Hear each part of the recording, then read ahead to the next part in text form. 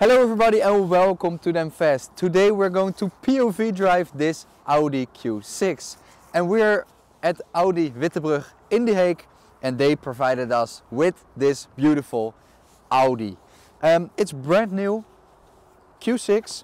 As you can see, all the new cars have the special S badge and this one as well. It's in a nice dark grey color with black optics, which is nice. As you can see, beautiful. So we're going to POV drive this car for you. So let's hop in.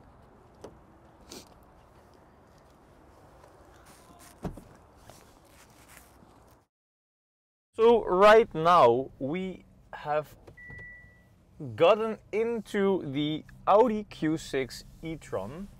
So this car is the 100 kilowatt hour performance battery. With 306 horsepower, so it's not a very fast electric car by electric standards. It's still pretty quick. All right, so we are driving the S edition, which is the sporty, trim. So we have the S-Line package. So we have the S-Line interior and exterior, and I think this interior is pretty similar to the A6 E-Tron. We are going to drive that one in an hour time. So we have this car for now, and we're going to take this car on a real life POV to see what it is like to drive the newest Audi Q6.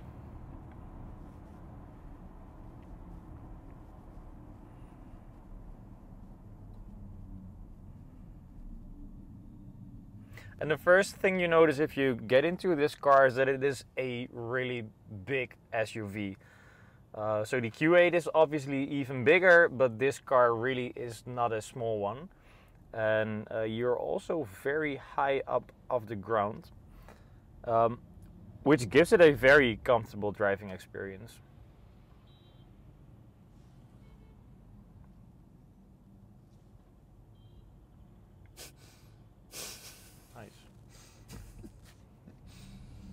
Hup, stoepie nog meer. Wacht, beautiful. So, and Robin, maybe you can tell them something about your screen, because I think you have a screen, right? Yeah, but do you see it? I can see it now, yeah. Alright, because when you drive, it should turn like the screen off for the driver. Yeah, I and think on if you use multimedia on it, so if you use YouTube or you watch, then it goes out. Something else, then that screen turns off, and then you won't be able to see it as a driver. Alright. Currently, I'm able to see it. Alright. But this is a pretty nice feature for, for the passenger. Yeah. I did, however, see that it is not possible to have your own audio, but maybe they will get an update for that. So currently, you when you are watching a YouTube video or something else, then the driver is not able to see the screen, but we are able to hear the content that you are playing on it. Yeah? Yeah. Oh. So that is a bit of a quirk, but I think Audi will come up with an update about that so that you can connect a Bluetooth device or something else to it. Yeah.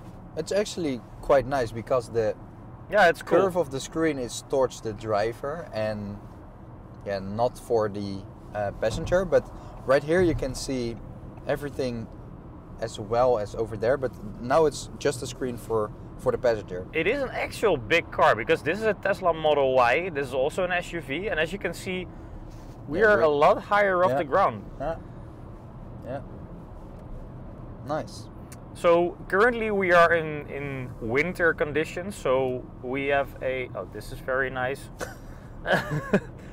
So we have a 3.5 degree outside temperature, and with this winter weather we have 310 kilometers of range with 77% of battery. So even in winter times you can easily manage to get 400 kilometers out of this battery, which is decent. It's nice. Of course in the summer it's going to be a lot more. Oh, this is really annoying. It is really trying to keep me in lane while I wanted to change lane. I never really liked those systems, but I think you can turn it off if you want to. Yeah, and do you know if you can turn off like the chime? This. Yeah. Yeah. So every new European car, I don't know what it's like outside of the EU, but every new European car gets the warning chime if you go a few kilometers above the speed limit. And right now really we also annoying. have that.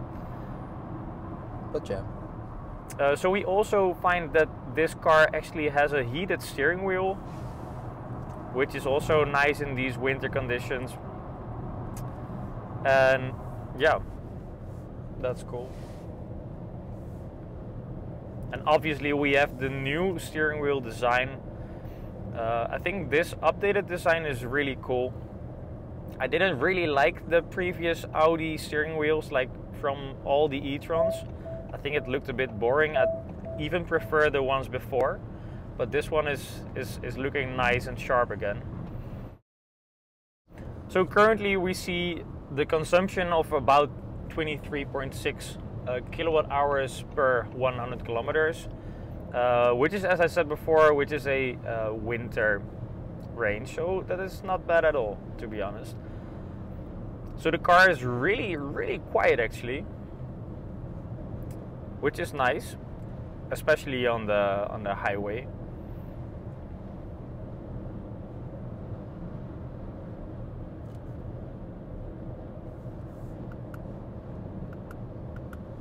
And if you want to see more of the interior of the car, the back seats, the trunk, the booth, everything you want to know about the car, check out the review of the Audi A6 of Q6 E-Tron.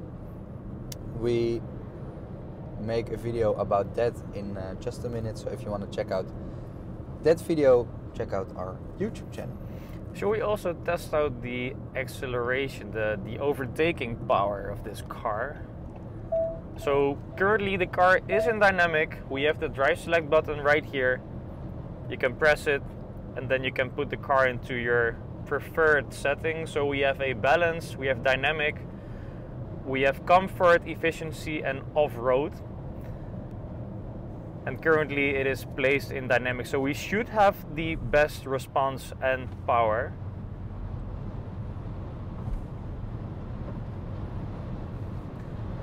So it's actually pretty funny. The pickup on this thing is not that impressive, but it is very linearly. So usually like electric cars tend to accelerate really quick and then they fall behind, but this feels like it's different. It pulls really linearly across all speed. But of course this is not the fastest version, but it is the most sensible version with the 300 horsepower rear wheel drive motor and the big battery. So this is just the range stopping version.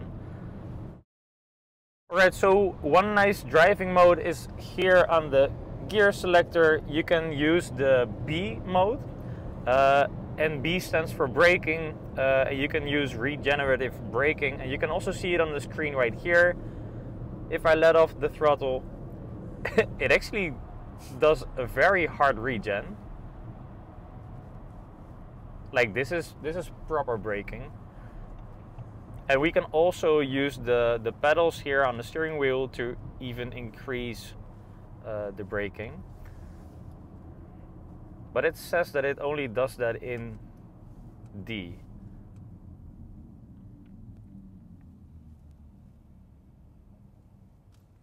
So right here we also have the new E-Tron screen. I think this is a big step up from the previous versions. It is really high resolution and it works seamlessly, and yeah, it's just a pretty nice system. You also have your usual stuff like Apple CarPlay and Android Auto. And yeah, this is a nice addition to the already very good infotainment system. This car has the standard speakers. We have not tested that out yet, but you can also get this car with the upgraded Sonos system if you want to, which is also a very cool addition. And let's test out the acceleration here. Yeah, it does want to go. It's not as insanely fast as a lot of electric cars are, but this is just very nice for everyday driving and then some. It's a pretty comfortable drivetrain.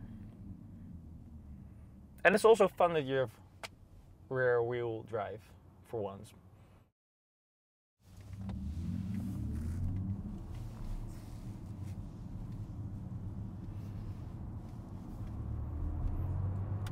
And you also do notice some noise going on in the drivetrain when you floor it.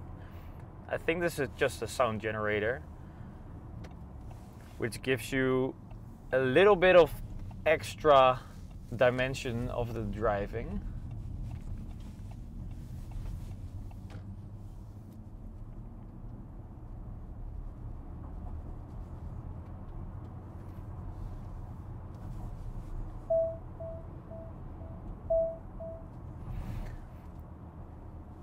So, and also the handling of this car is pretty good. It's not as sharp, but it does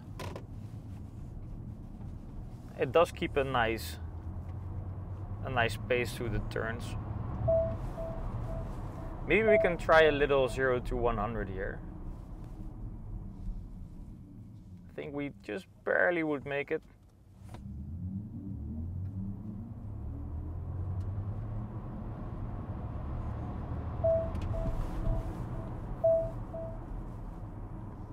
So as you can see, it is still a pretty quick car. It does 0 to 100 according to factory in 6.7 seconds, which is just, well, yeah, let's say it's comfortable.